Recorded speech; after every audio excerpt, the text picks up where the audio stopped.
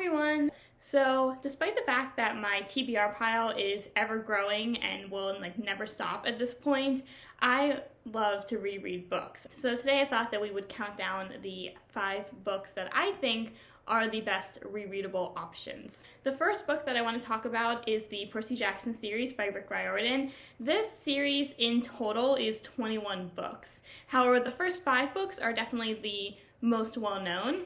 This series as a whole follows Greek, Roman, Egyptian, and Norse mythology. The first 5 books center around a half-blood named Percy Jackson who finds out that he is the son of a Greek god and goes to a camp called Camp Half-Blood to train and fight monsters and go on quests. Really, this whole series is so rereadable, all 21 books of it. I read the series a couple of years ago for the first time, but typically whenever you read this series the first time you're pretty young.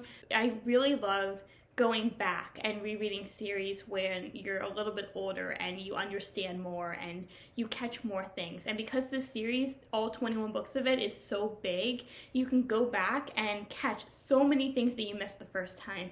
Like, one of the main things with this series that I think is very rereadable, a lot of the characters I didn't understand to the full extent when I first read the series. So I myself am very excited to go back and see these characters now that I've aged a little bit more. Like I said, other than that though, there really is just so much more content, and there's no way that you're going to remember every little bit of content just reading this series one time. So it's a really great series to reread, and the TV show is coming out. That plus the Nico standalone, which if you've been watching the channel for a while now, you know that I am extremely excited about the Nico standalone. It is a good time to reread the series because there's definitely a lot of Percy Jackson content coming out within the next couple of years.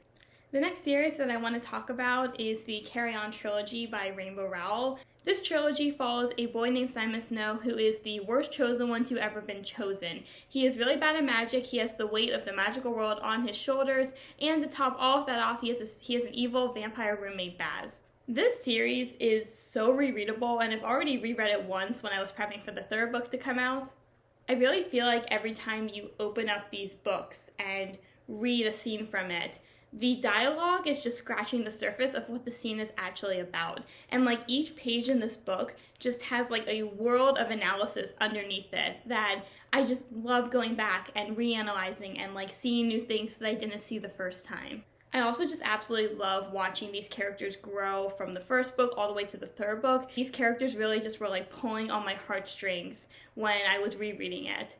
That is just how much these characters mean to me and just how much I love these characters, because even though I reread some of the scenes in this book 10 or 15 times, each time I read it, it still gets me. There's just so much stuff beneath the surface of this series that you don't see whenever you first read it. I could gush on and on and on about this book, but I'm not going to do it because I don't want to waste your time, but oh my golly, I love this book so much.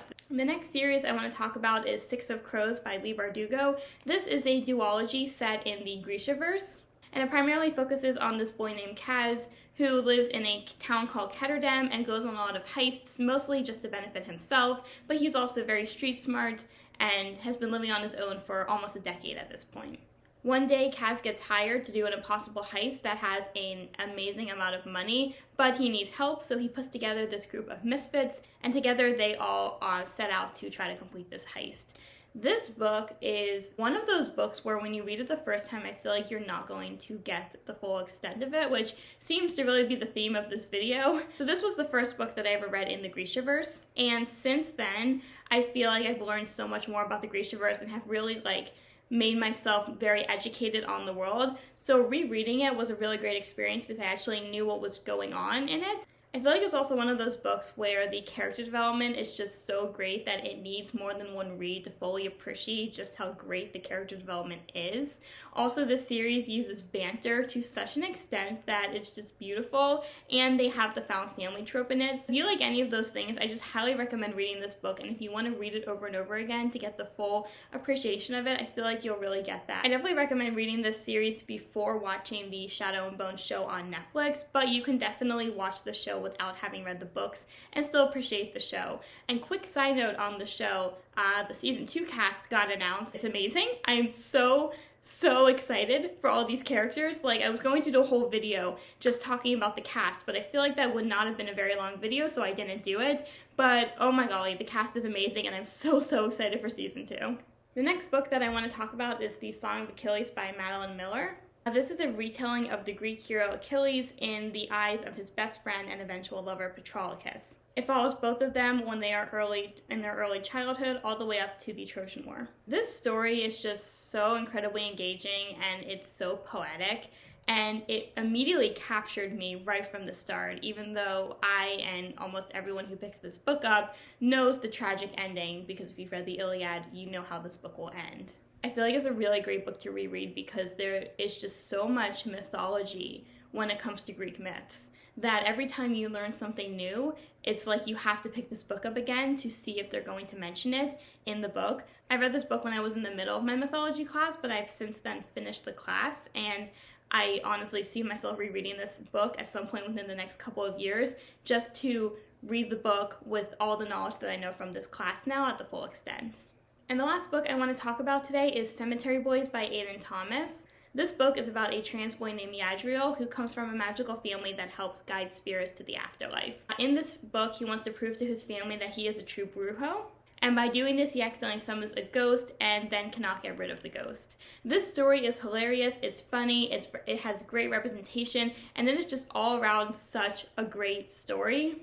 The writing style is just so immersive, and it really just keeps you hooked all the way until the end. I feel like this is a great book to pick up like every October because this entire book focuses on Day of the Dead. So it's a really great book to pick up around the spooky season. Not that we're in that by any means yet, but it's just a good book to pick up every year. I read this book for the first time a little bit over a year ago and then picked it up again right around Halloween again this year to just get that full experience and to just really remember just how much I love this story. This is just such a great book to read if you're interested in Day of the Dead or really any of the things I mentioned. I love Aidan Thomas's writing, and like I will not get tired of it. Aidan Thomas has definitely become like a must-buy author for me ever since I read Cemetery Boys. Like, his writing style is so good. So those are all the books that I wanted to mention today. Please let me know if you want to see a part 2 to this video because I feel like I could totally do that. So yeah, thank you so much for watching, and I hope that you enjoyed this video, and I will see you again later. Have a good day, everyone. Bye!